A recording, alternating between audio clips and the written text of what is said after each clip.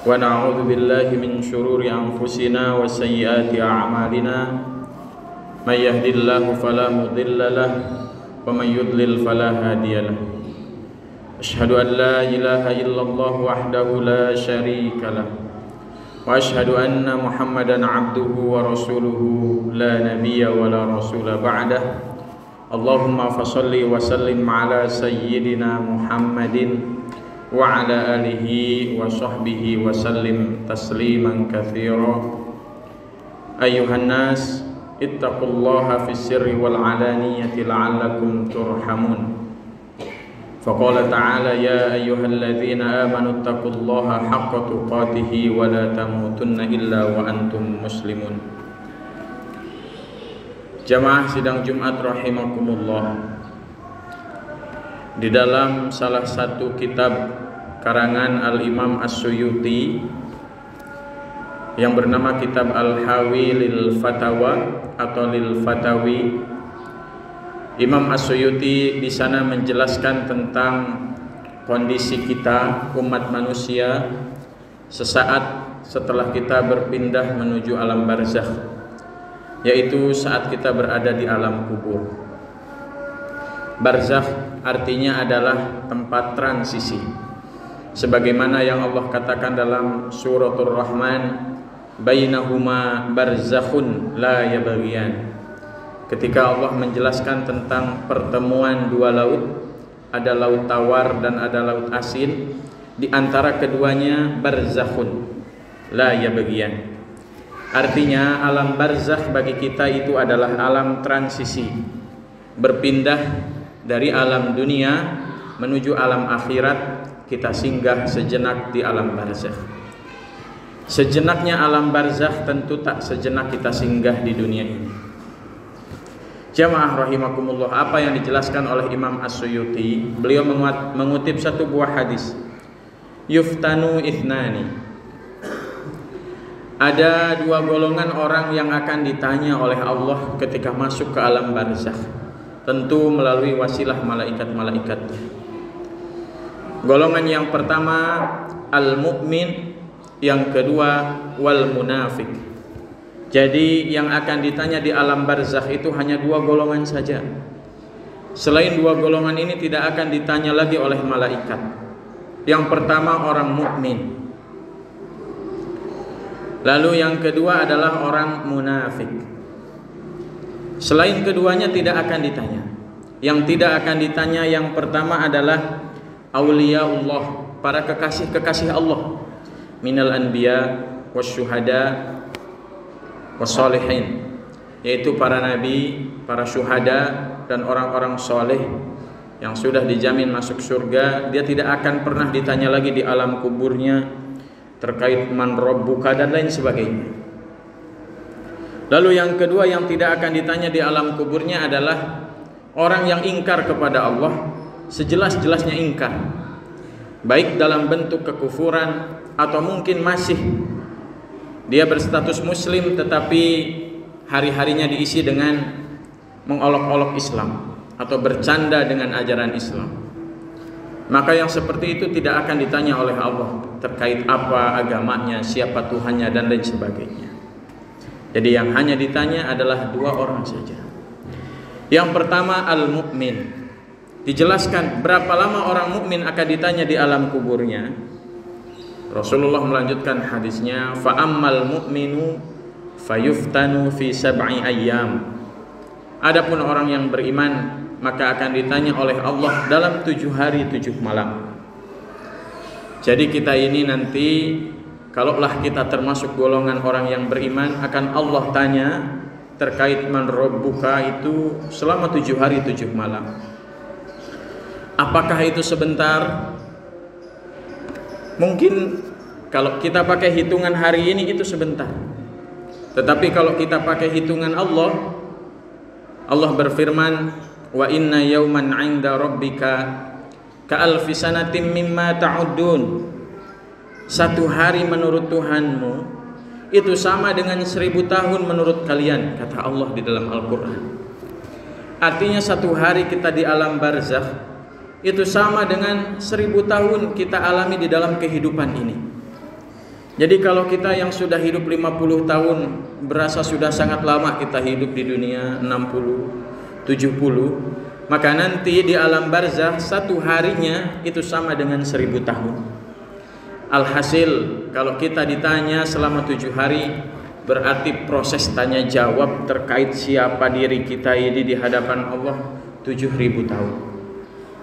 Waktu yang sangat lama. Saking apa? Sekecil apapun yang kita kerjakan dalam hidup ini, evaluasinya oleh Allah mendetai. Detail sekali oleh Allah di alam kubur nanti kita akan ditanya. Itu kalau kita beriman. Tapi andai selama hidup ketika kita berbicara kita pernah berdusta, atau mungkin sebagai seorang muslim ketika kita berjanji kita pernah ingkar, walaupun itu hanya janji kepada anak ataupun janji kepada binatang, pura-pura ingin memberi makan padahal tidak. Atau mungkin ketika kita diberi amanah kita malah berkhianat, atau bahkan saat kita marah kita dendam kesumat, maka kita langsung otomatis masuk dalam kategori yang kedua, yaitu al-munafik. Kata Rasul, wa ammal munafiku fayuftanu fi arba'ina yauman. Adapun orang munafik itu akan ditanya di alam kuburnya, prosesnya arba'ina yauman, selama 40 hari. Berarti 40 hari jika dikaitkan dengan wa inna yauman 'inda rabbika ka alfi sanah, berarti kita akan dihisab di alam kubur selama 40.000 tahun, lamanya seperti kita lama hidup di dunia. Jamaah rahimakumullah, tentu amat pantas pertanyaan itu akan sangat mendetail kepada kita. Kita pun sendiri merasakan dalam kehidupan sehari-hari betapa keimanan kita ini kadang-kadang serasa dalam bercanda. Di dalam keramaian kita beriman. Ketika banyak orang, Masya Allah, kita bisa terhindar dari maksiat. Kita bisa terhindar dari melihat sesuatu yang buruk. Kita bisa terhindar dari memegang sesuatu yang haram, melangkahkan kaki kepada sesuatu yang haram. Tetapi saat kita sendiri, mata kita susah untuk dikendalikan dari melihat sesuatu yang haram. Itulah nanti ketika di alam kubur, ketika kita ditanya man rabbuka, yang menjawab itu bukan mulut kita. Karena pada saat itu sebagaimana dalam surat Yasin, al-yawma nakhtimu ala afwahihim, pada hari itu mulut-mulut kita akan dikunci. Wa tukallimuna aydihim, kata Allah. Lalu tangan-tangan mereka akan bisa berbicara. Wa arjulahum, dan kaki-kaki mereka akan bersaksi bima kanu yaksibun, atas apa yang mereka lakukan di muka bumi. Man rabbuka, kalau tangan kita yang jawab, kemungkinan besar tangan kita ini akan sulit untuk menjawab Allahu Rabbi. Saat kita pegang handphone, yang kita lihat adalah maksiat, apa yang ada dalam hati kita? Kita merasa tenang karena tidak ada yang melihat kita satupun. Dan kita tidak menyadari bahwa Allah 24 jam 7 hari dan begitu seterusnya selalu mengawasi kita. Tapi kita hanya takut atas pandangan manusia. Kita tidak takut sama sekali atas apa pandangan Allah. Dalam bab handphone saja, hisaban kita bisa jadi 1000 tahun. Ditanya man rabbuka. Karena apa? Ada sisi-sisi kemunafikan di tangan kita, yaitu tangan kita lebih percaya kepada manusia dibanding percaya bahwa Allah itu melihat gerak tangan. Maka jamaah rahimakumullah, tentu akan sangat berat hari-hari yang kita hadapi suatu saat nanti. Hari yang kita tidak tahu apakah akan datang esok atau mungkin bulan depan, tahun depan. Euforia kita menyambut Ramadan juga belum tentu dapat kita rasakan Ramadan itu. Maka taubatan nasuha kita jangan tunggu Ramadan. Andai hari ini sudah berniat, niatkan hari ini taubatan nasuha kita. Mudah-mudahan jika besok kita berpindah ke alam barzakh, ringanlah tuntutan kita. Maka jamaah rahimakumullah, itu juga yang dirasakan oleh almarhum, almarhumah orang tua kita. Jangan kita pikir karena ibu kita sudah wafat 10 tahun yang lalu, 5 tahun yang lalu, kita pikir ibu kita sudah tenang di alam sana. Tidak ada yang tenang di alam sana kecuali orang-orang yang Allah izinkan. Apalagi kita tahu keseharian orang tua kita. Terkadang mulutnya tidak bisa dijaga. Mungkin dulu saat marah tangannya juga memukul orang.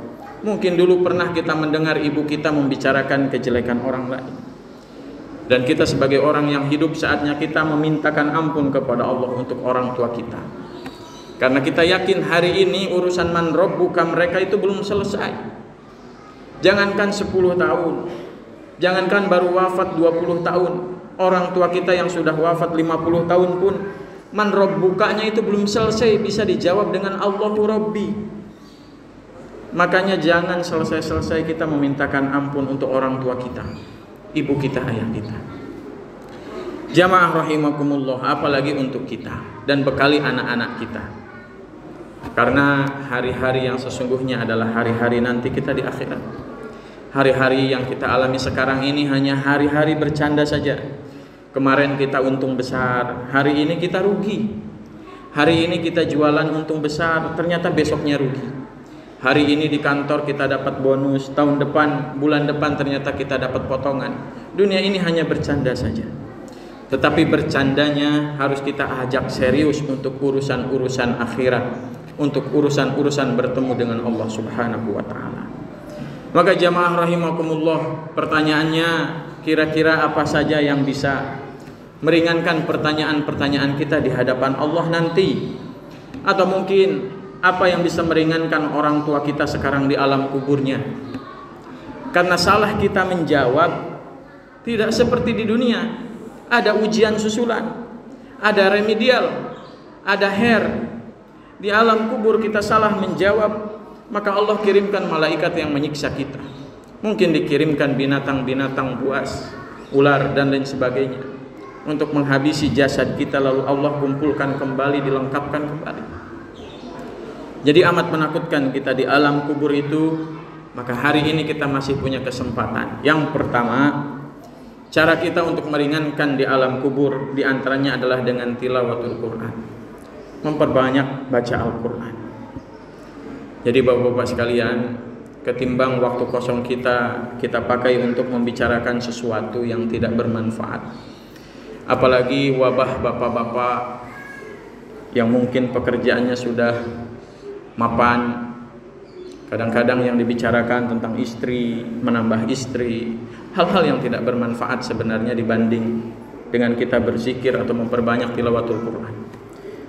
Bacakan suratul Ikhlas berulang-ulang, disitulah yang akan meringankan kita. Al-Ikhlas juga Al-Quran. Kalau bapak tidak sempat untuk memegang mushaf Al-Quran, cari ayat-ayat yang paling bapak hafal.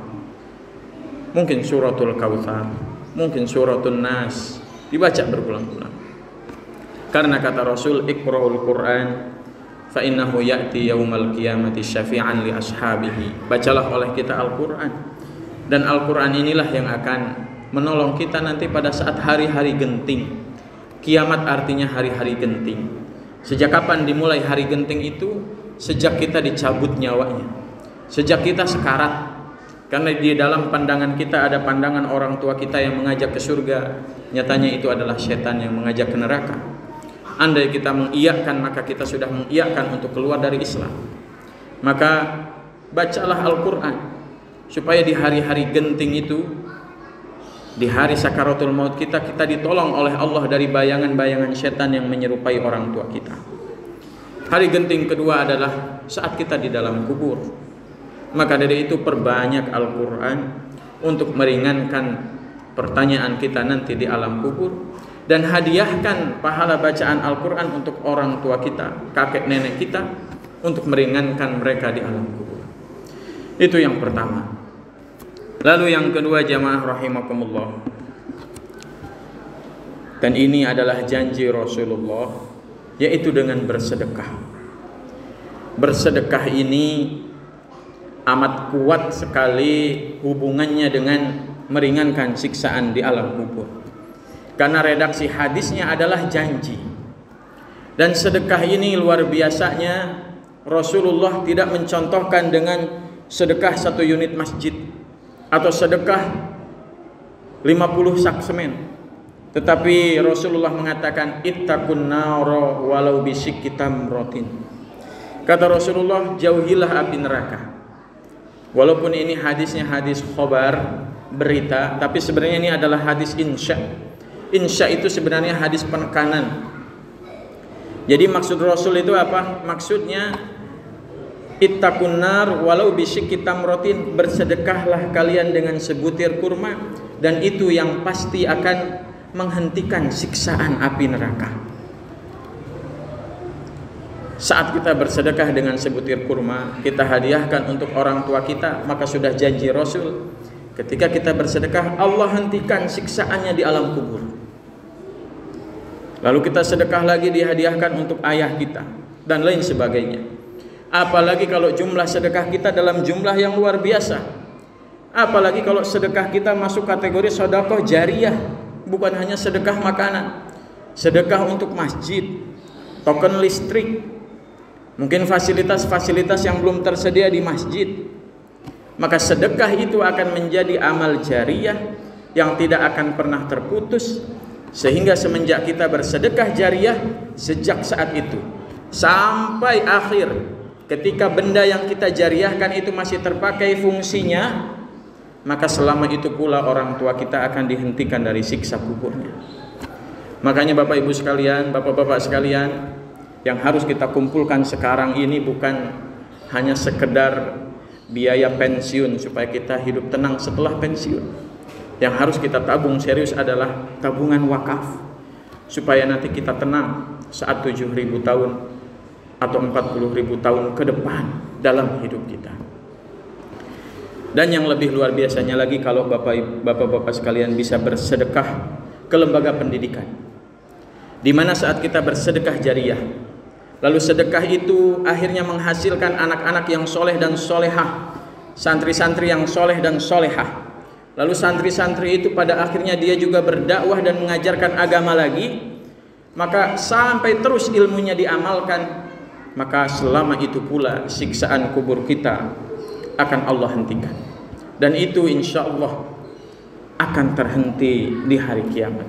Maka jamaah rahimakumullah, usahakanlah dalam keseharian kita, yang pertama membaca Al-Quran, yang kedua jangan absen hari-hari kita dari sedekah, terutama sedekah jariyah. Barakallahu li wa lakum fil Qur'anil azim, wa nafa'ani wa iyyakum bima fihi minal ayati wa dzikril hakim, wa taqabbala minni wa minkum tilawatahu innahu huwal ghafurur rahim.